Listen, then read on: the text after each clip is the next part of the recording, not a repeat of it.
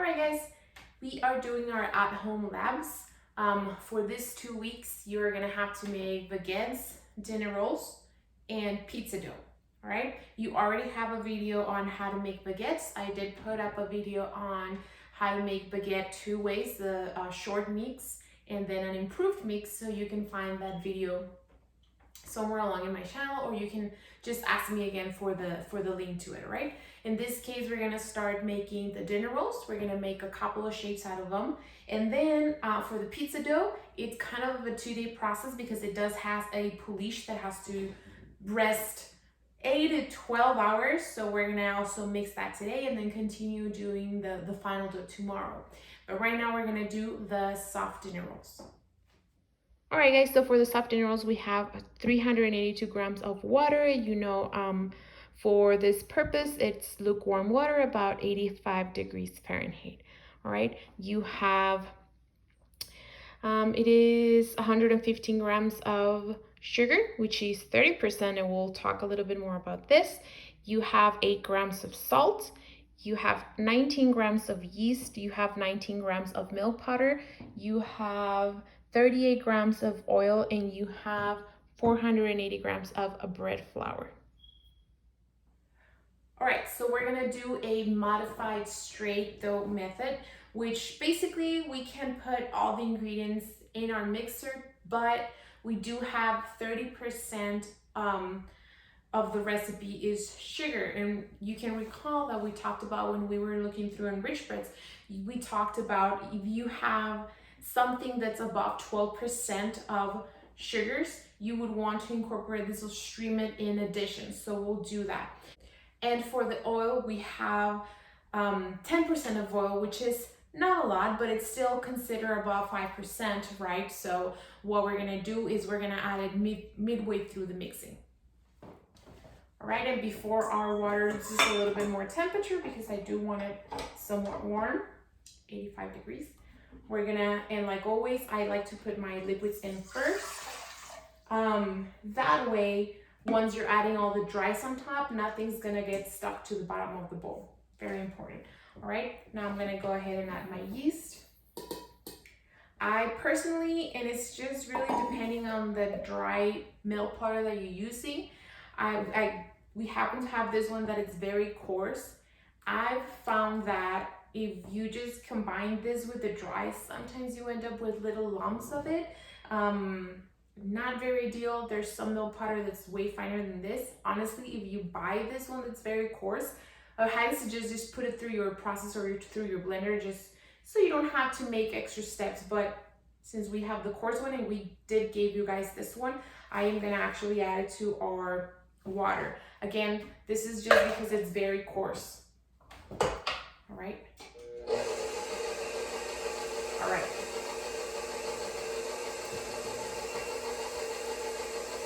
I'm just letting that mix a little bit in. Now we're gonna add our dry ingredients, which in this case, because we're gonna hold on to the sugar and I like to hold on to the salt, is just gonna be your flour, right? We're gonna add the flour. Midway through the mixing, we're gonna be adding the oil, the salt, and the sugar. And it's a fairly small recipe, so it's not gonna take too long. I always turn on your mixers on speed stir or 1. That way the flour doesn't explode when you make a mess. I have here the sugar and the salt.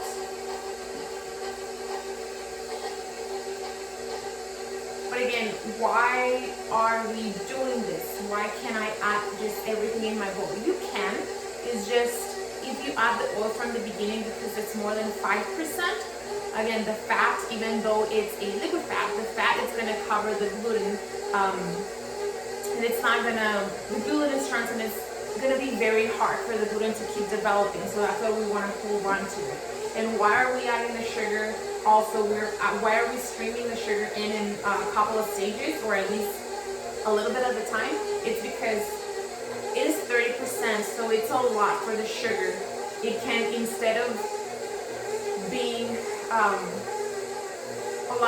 it's just a lot of food for the yeast. So what it's gonna end up happening is it's gonna start to slow down the yeast. It gets overwhelmed.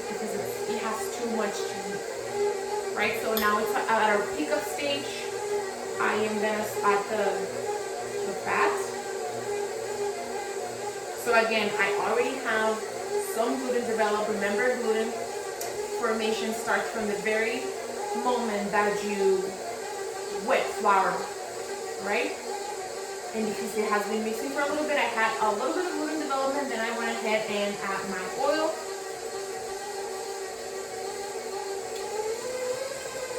I'm gonna turn my speed up. I'm gonna let it mix in there a little bit, and I'm gonna start to add my sugar, right?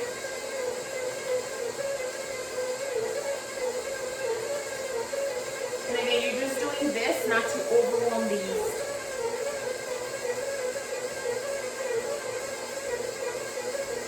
Just letting that dough take it all in.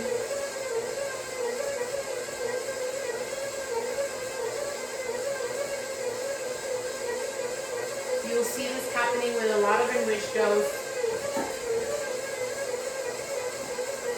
It's just very beneficial for the overall dough. Right? Now that all the ingredients are in, we're gonna mix this until it has developed enough gluten. This is gonna pass the window test, so I'm gonna leave it about, I'll set a timer for about 8 minutes, and then I'll check it, and if it hasn't passed the window test at that point, then I'm gonna leave it at a little bit more time, right? While our dough is mixing, we're gonna make the pouliche for the pizza. Again, the pouliche is gonna have to stay 12 hours, basically overnight, before we can do the final dough. So let's mix the pouliche right now. Just set it 12 hours, and we're gonna be good to go. Now for your pouliche, it's 170. It's equal parts water and flour. In this case, it's 176 grams. 176 grams of flour, and 176 grams of water. In this case, you don't want to use lukewarm water. All right, you want to use water that's 60, 65 degrees, so a little bit colder. Why? Because it's going to stay for a good amount of hours. It depends also on how long you are planning to ferment your pouliche for. If you're only doing a couple of hours, meaning 4 or 5 hours, then you probably want to use water that's 85 degrees. But if you're going to leave it 8, 10, 12 hours, then you're more than likely going to have to use water that's a little bit cooler. I do have water that's 65 degrees. So it's kind of late at night, so I'm going to leave it a fair good amount of hours. All right? And we're also going to add yeast. In this case is 1.5 grams. No, that's for the final dough. It is 1 gram of yeast. Now, there's a lot of scales that are not going to be able to weigh 1 gram, so I'm just gonna basically throw a pinch in and consider that that's a gram. Should be good. Alright, I am wearing a glove just because I'm gonna mix it with my hands. I like to mix it with my hands. I'm just gonna add the water, mix everything in. And you kind of already saw me doing a pouliche for the baguettes. In the baguettes video, there's 2 parts to that video. Part 1, when I mix a pouliche for the improved mixed baguette. So you kind of already seen it, but basically you're just mixing everything. You don't want to see a lot of lumps. You don't want to see dry flour.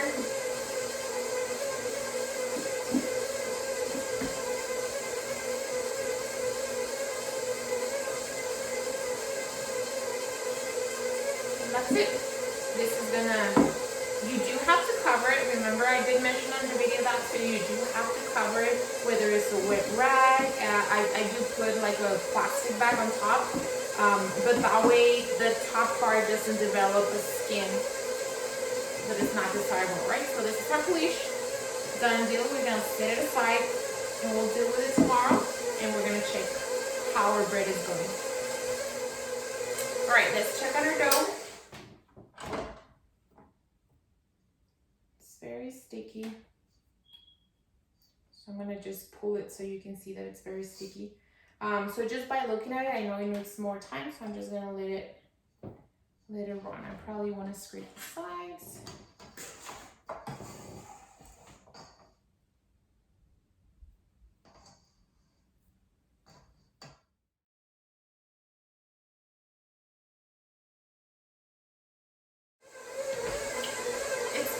about 8 minutes of mixing, and it's still looking kind of wet, so I'm just gonna add a little bit of flour.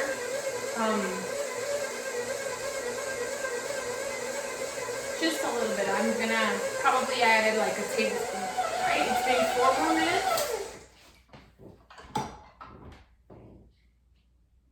Just gonna stick my fingers. Oh yeah, this looks way better. Still sticky. It's a sticky dough. Maybe you can run for a little bit more. Let's try to make that window pane.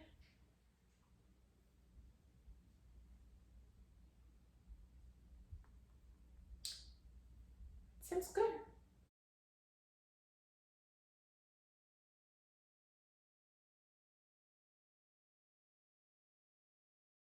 All right, so our dough is ready. Pass the window pane test. It's still sticky, but that doesn't mean it's bad. Sticky doesn't mean bad. All right, so now that our dough is ready, it's gonna go through the second step. All right, now that our dough is ready, it's gonna go to the next step, which is the bulk fermentation, bench fermentation, bench rest, first fermentation, whatever you might call it. So we're just gonna take it out of the bowl into a sprayed bowl. I am gonna give it a little bit of a better shape. That way it rises evenly.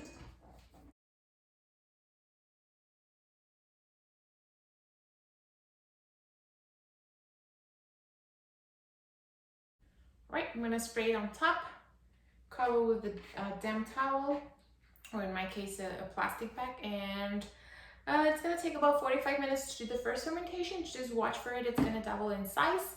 And once that's done, we'll follow the next step. All right, guys. So it took about 40 minutes. I did put it inside of my oven with the light on, not the oven on, just the light on.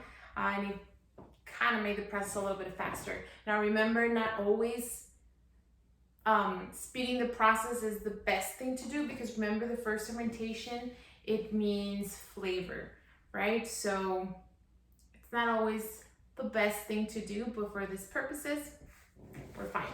All right, so I waited 40 minutes, it doubled in size, as you can see. I am gonna do the next step, which is degassing, punching it down.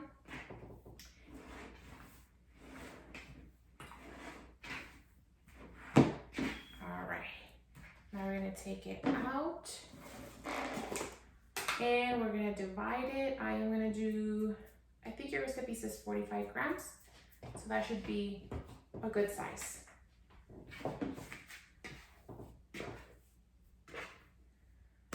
Wow, the consistency is way better.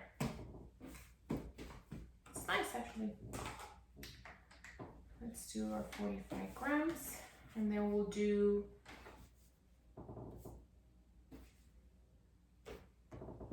seems kind of small. I'm gonna do 50 because that seemed a little bit too small.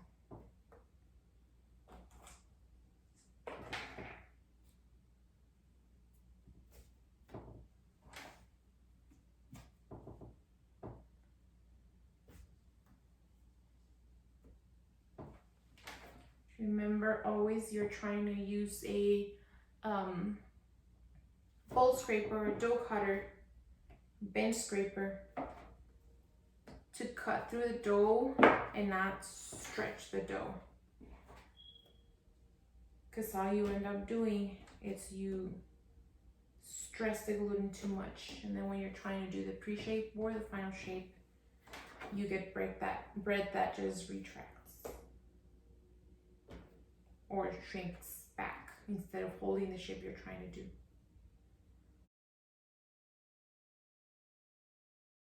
All right, now to do the pre-shape. And remember, I like to call it pre-shape because it's not always rounding, but it's depending on the final shape that you're gonna give them. So we're gonna round some and we're gonna do batards on the rest.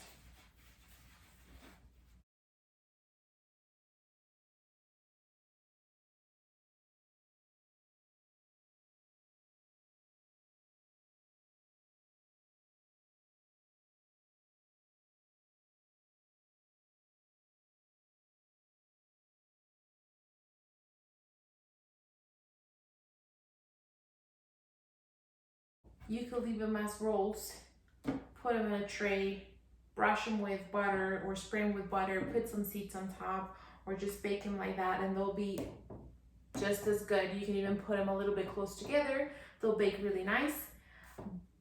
But let's not do that, right? Let's learn a couple of new shapes.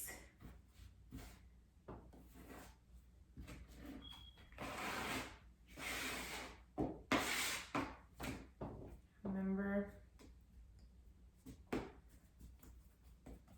for the tart, just like with the baguettes, it's just basically I call it the burrito pre-shape. You just flatten, 1, 2, pick up from the table.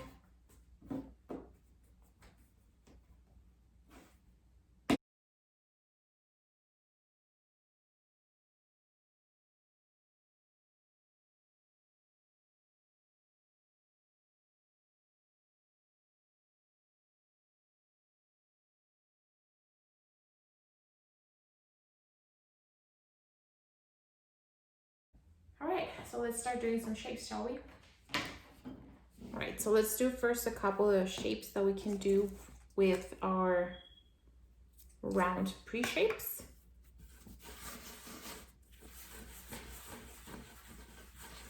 Just making sure it's a very nice tight round. First one we can do.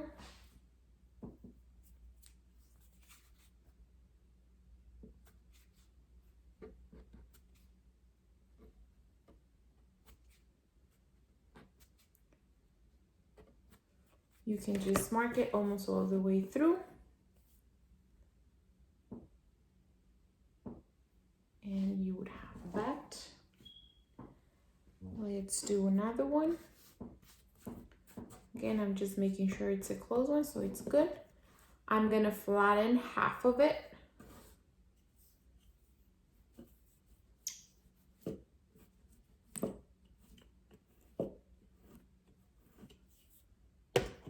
All right, so just flatten half of it, and I'm gonna put it on top.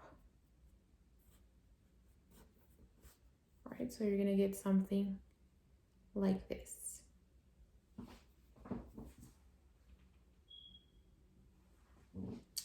All right, what else can we do with a round? You can also just flatten it. I mean, I don't want you to follow this one, but I want to prove a point.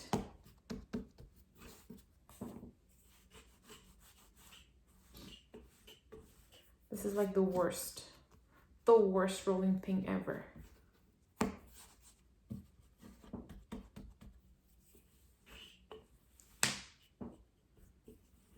It's even better if I just do it like this, huh?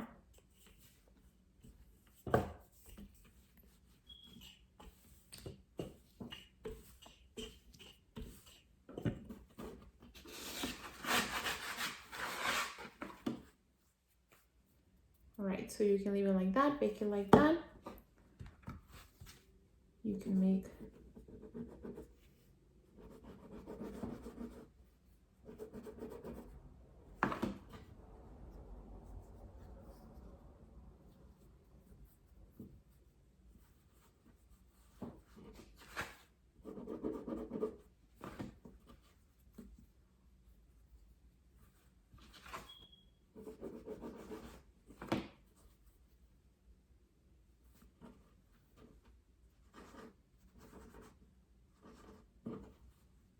some incisions.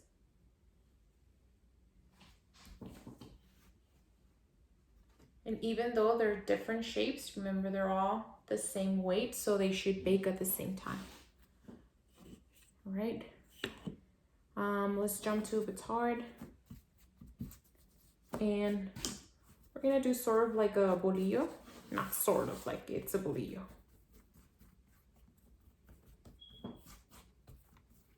All right, you flatten it and then you go kind of like when you do the baguette. 1, 2, 3. You seal that end really well. You roll, you taper the ends. That would something like this. Not my best work. I'll do another one. I'll redeem myself right now. Yeah, and then before we bake it, we're just gonna score it. Let's do another one.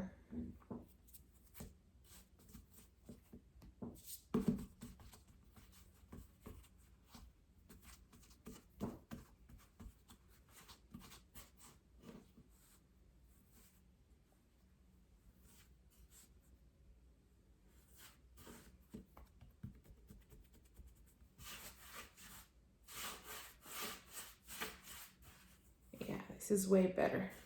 Redemption. All right, remember to place them seam side down.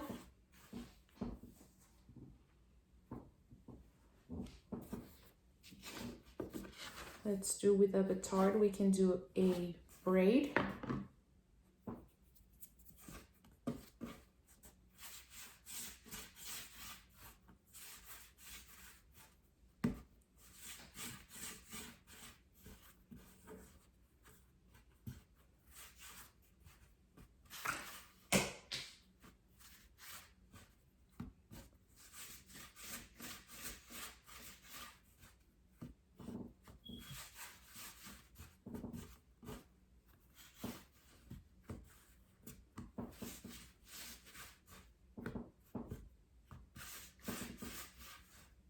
Make them the same length. All right, you're gonna pinch together one side, and then you're just gonna braid it.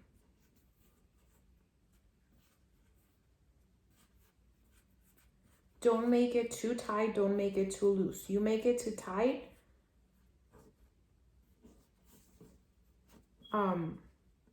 it kind of breaks and bursts. You make it too loose, it loses completely, like it's gonna proof without shape, proof and bake without shape.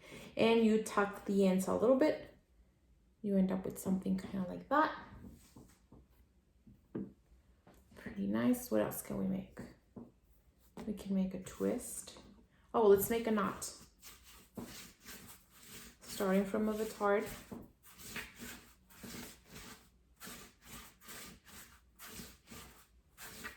Something about that size. And then over, under, and you tuck the rest in. And you have a knot. You want to see that again?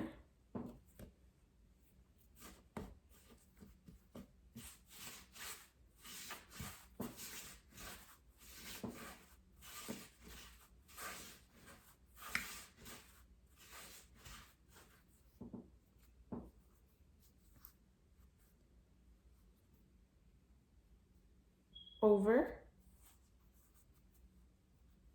and under, and you tuck this little piece in, and got yourselves a knot.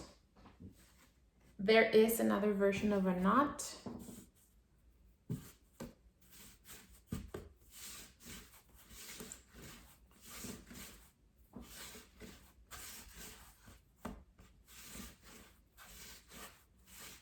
There are people that just like to seam like this.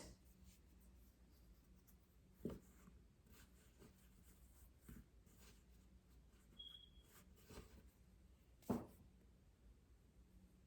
mean, that's fine too. There's people that also tuck these ends in.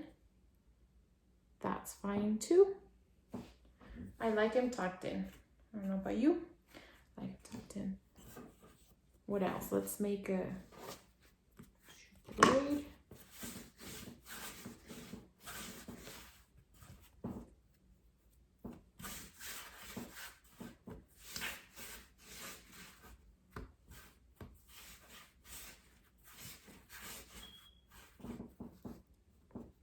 Same thing, we're gonna pinch one side.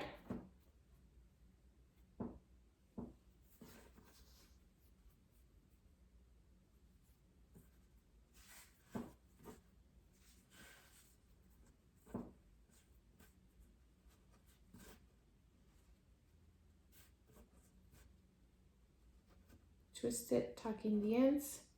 You're gonna end up with something like this. There is another version kind of like this. I don't want to overcrowd this. I'm gonna put one more and then I'll use another sheet pan. There is another version of that where there's, instead of having two pieces, and it's better to start from a Vitar, but I mean, I already used them all, so.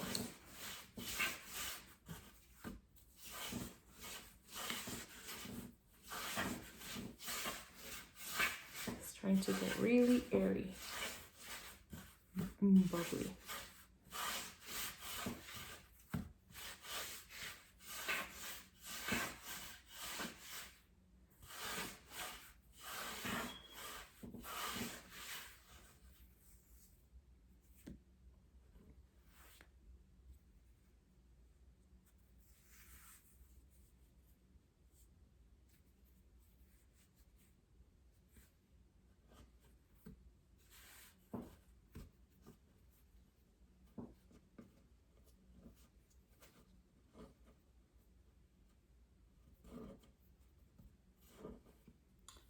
And that's another same thing, but done different.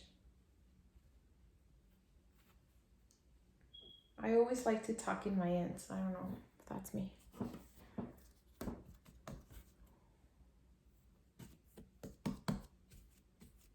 What else? We can do a marking.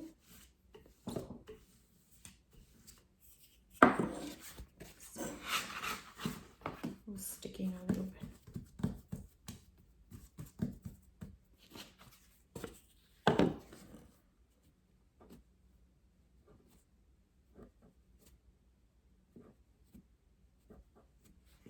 This is how we make teleras, basically. Telera bread.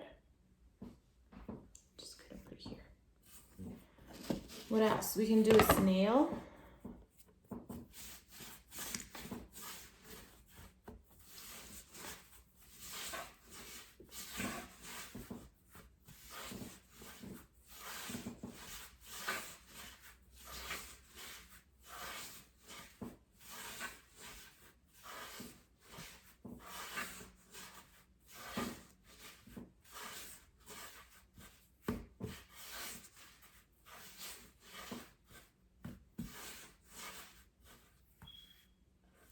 Right, and then you're gonna start to curl in one side, the other one, and you end up with, I can't pick it up, hold on. There you go. You end up with a snail. That's another one.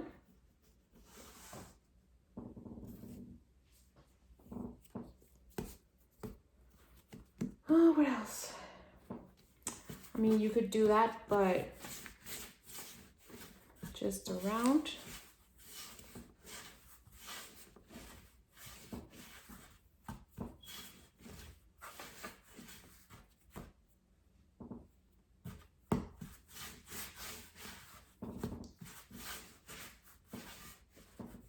And I'm gonna go ahead and spray them with water because they're gonna get a little bit dry. And then you just start curling it and around. And again, I like to tuck all my ends in, and you have a little roll.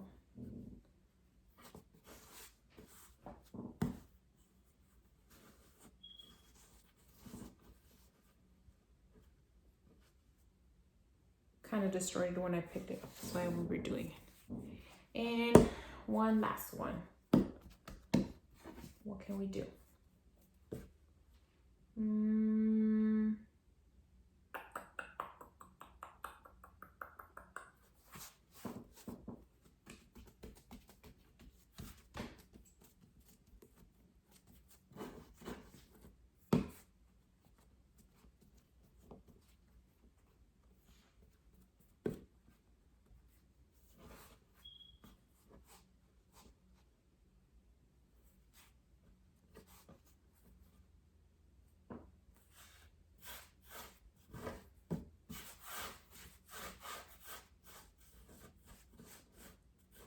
and we'll just do some scoring in here, okay?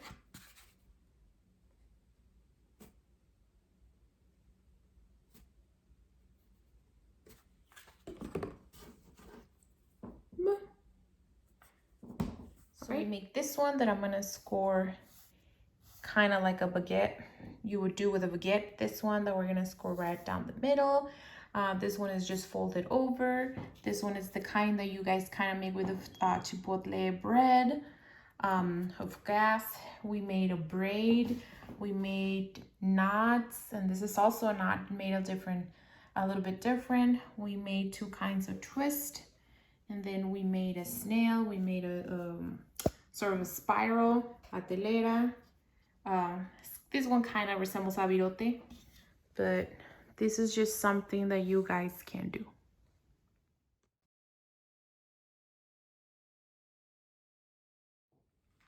I'm just gonna spray with some water because they're getting a little bit dry. And well, I don't have a proofer that has a set humidity, right? So I'm just gonna spray with some water. I'm gonna lightly cover them with a piece of a plastic bag. And they're gonna proof again for another 35-45 minutes. And once they are jiggly, we're gonna go ahead and bake them. I did set in a home oven temperature, but I'm just gonna do it at 375. All right, and it's not gonna be long. It's gonna take about 12 minutes maximum. So I'm gonna set a timer for 6 minutes, and then I'm gonna turn the pan around because it's not gonna, your oven, there's no chance it's gonna bake evenly. That way they all get the same color. And then I'll set another 5 minutes, and then I'll take a look at them. And that's it, guys. One thing that I did forgot to mention is that you are more than welcome to give them a wash. You could be brushing them with egg whites, which is gonna give a nice shine to the bread. You're gonna be able to also use a whole egg, which will give shine, but it also give it a more darker color. Or you can brush them with cream. It's gonna be a matte finish with a darker color than if you don't put a wash on it, which if you don't put anything, it just bakes golden brown delicious and but matte. All right, and also once they come out of the oven or before you put them in the oven, you can also brush them with honey or with butter or with an herb butter, with a garlic butter, you call it. You can do a lot of things. I know they are really good if as soon as they come out, once they're ready, you take them out, you brush them with honey, you put them back in the oven for like 2 minutes, take them out, brush them again with honey, and those are basically honey rolls. So it's really good for Thanksgiving that's coming up. But again, you can do garlic butter, you can do a lot of things. So that's it. And then for our pizza dough, I'll see you tomorrow in another video. So we can do that. Our polish is gonna stay on the countertop for about 12 hours. So. And here you have them. It took about another good 30 minutes of proofing and about 12 minutes of baking 6 times, and then I flipped the pan another 6 times.